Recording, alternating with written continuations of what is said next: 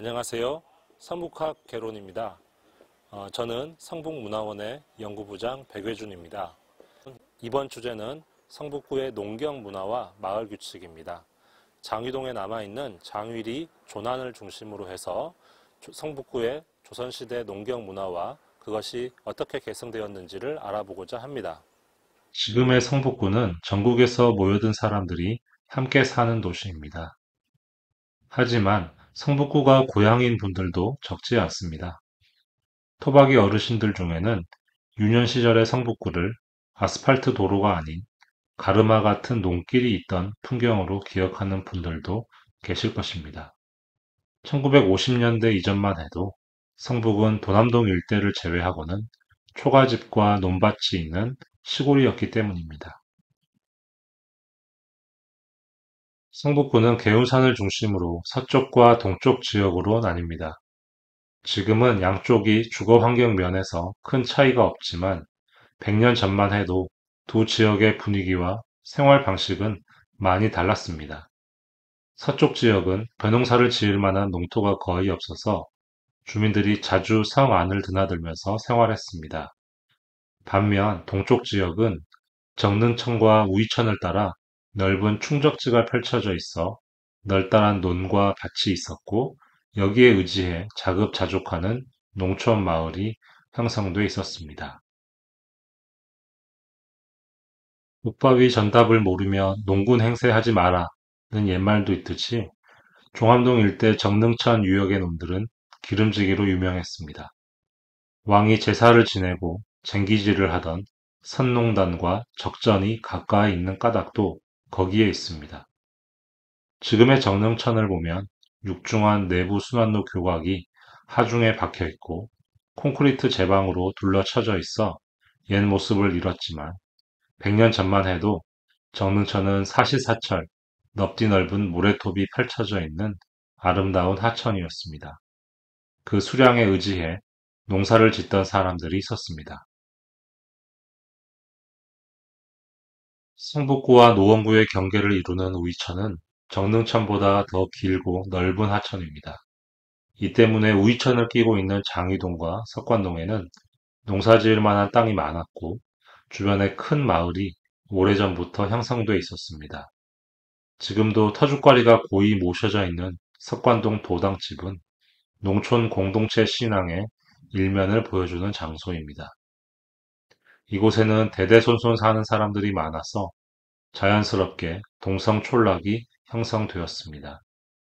장위동에는 해평윤씨, 전주 최씨, 단양 우씨들이 모여 살았고 석관동에는 여흥 민씨들이 모여 살았습니다. 종암동에는 경주 김씨와 경주 정씨들이, 월곡동에는 밀양 박씨들이 대대로 살았습니다. 이 동성촌락들은 이들 지역에서 북한산에서 내려오는 풍부한 수량에 의지해 농업이 발달하고 그에 기반한 마을들이 있었음을 보여주는 증거입니다. 1960년대 들어 성북구 전 지역이 개발되고 지방에서 유입된 인구가 압도적 다수를 차지하면서 농업에 기반한 동성촌락의 존재는 점점 희미해졌습니다. 하지만 아직도 옛 마을의 전통을 기억하고 있는 분들이 많습니다. 장위 이동 팔량리 식당의 우덕수 사장님이 대표적입니다. 우덕수 사장님이 말씀해주신 장위동의 각 성씨가 몇 대조부터 살았는가를 측정하는 방법이 재미있습니다. 족보를 보는 게 아니라 지금 이 동네에 내 친척이 몇 촌까지 있는가를 헤아려 보면 쉽게 알 수 있다는 것입니다. 만약 사촌까지 있다면 할아버지, 즉 2대조부터 살았다는 것이 되고 6촌까지 있다면 증조 할아버지, 즉 3대조부터 살았다는 것이 됩니다. 만약 10촌까지 안다면 그 친척들은 다 5대조 할아버지의 자손이 되는 것이죠. 신족의 촌수를 헤아려 어느 성씨가 여기에 더 오래 살았나 알 수 있다는 겁니다. 뭔가 지혜로운 방법 같지 않나요? 이 방법을 알려주신 우덕수 사장님은 현재 장위동 이중계의 총무로 활동하며 마을의 전통을 지켜나가려 노력하고 있습니다. 장위 3동의 최무영 어르신은 장위동에 5대째 살고 있는 분으로 장위리 조난이라는 문서를 소장하고 계십니다. 이 조난은 1905년 장위리 마을대표 선정 규칙과 자치 규범을 담은 문서입니다. 1994년 서울시 정도 600년을 기념해 토박이 선정 사업의 일환으로 수집되어 알려진 것으로 2020년 서울역사박물관의 현지 조사를 통해 책자에 담겨 그 내용이 공개됐습니다. 도시주거 변천의 파노라마 장이동이라는 책에는 조난의 전체 내용과 번역문이 실려 있습니다. 장유리 조난에는 장유리에 사는 사람이라면 마땅히 따라야 할 공동체의 10가지 규범을 명시하고 있습니다. 그리고 여기에는 마을 일을 관장하는 임원들의 직함과 이름도 나와 있습니다. 장유리 조난에 상존이로 그 이름이 등장하는 윤용구는 장위 이동 부마가옥의 주인이었습니다. 순조의 부마, 윤의선의 양자로 고종연간에 이조 판서를 지낸 분입니다. 1895년 을미사변 이후 관직을 버리고 장위동에 응거한 것으로 알려져 있습니다.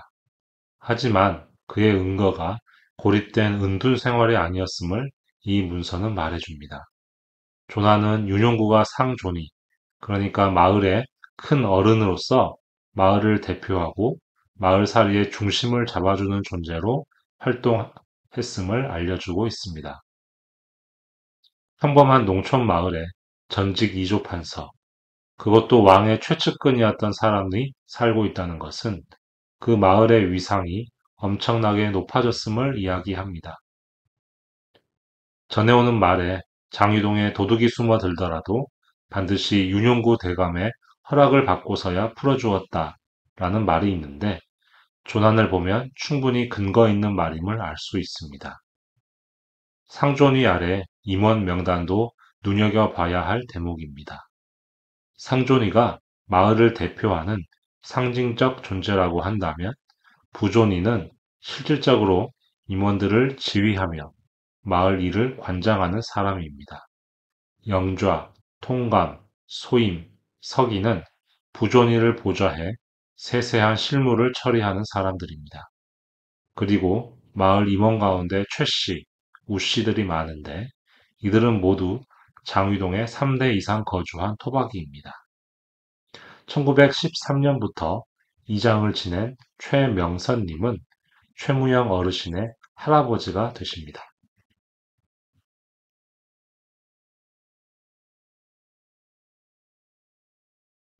그리고 전환을 뒷장까지 넘겨보면 마을의 실질적 수장인 부존이의 명칭은 두 차례 변경됨을 알 수 있습니다. 1911년에는 동수가 되었다가 1914년부터는 이장이 됩니다. 여기에는 일제의 지방행정구역 개편의 역사가 스며 있습니다. 일제는 한국을 병합한 뒤 조선시대의 행정 단위와 마을 단위 공동체 전통을 지우고 식민지 경영과 수탈을 위해 필요한 명령 체계를 구축하고자 했습니다. 장위동도 예외는 아니어서 마을 임원의 명칭도 조선 총독부의 방침에 따라 바꿔야만 했습니다. 행정구역 또한 숭인면 장위리가 되면서 면사무소와 면장의 힘이 세져 자치규범의 구속력도 약화되었을 것입니다. 장위리 조난에 명시된 10가지 마을 규범은 오늘날 성북구의 주민공동체 활동, 주민자치 활동에서 참고할 만한 것이 많습니다. 당장 그대로 성북구의 마을들에서 시행해도 고개 끄덕일 만한 내용들도 덜어 있습니다. 사람이 함께 모여 살면서 일어나는 일들, 갈등들이 예와 지금이 크게 다르지 않은 까닭입니다. 비록 오늘날에는 풍속이 변하고 법치주의가 뿌리내리면서 똑같이 적용하지 못할 조항도 있긴 하지만 그래도 재해석하고 변용시킨다면 오늘날 현실에 맞는 규범으로 만들 수 있을 것입니다. 마을 임원을 마을 사람의 투표로 선출했다는 사실도 눈여겨봐야 할 대목입니다. 투표했다는 것은 마을의 민주주의 원리가 작동하고 있었다는 이야기입니다. 조선시대가 신분제 사회였기 때문에 민주주의와는 거리가 먼 사회라고 생각하는 경우가 많습니다. 학교에서 역사를 민족 국가 단위로 거시적으로만 배우고 지역 단위 실제 사람들의 풍속과 생활에 대해서는 소략하게 배웠기 때문입니다. 그러나 조금만 생각해 보면 어느 사회든 명령과 복종만으로 굴러갈 수 없고 법과 처벌만으로는 평화를 유지하는데 한계가 있습니다.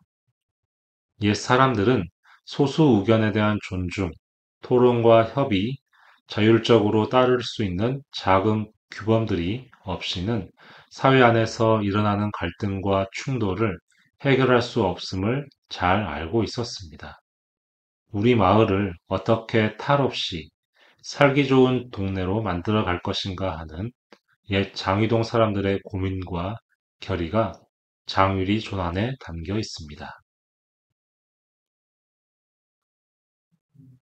장유리 조난이 지금껏 완벽한 상태로 남아 있다는 것은 우리 성북 구민들에게 큰 행운입니다.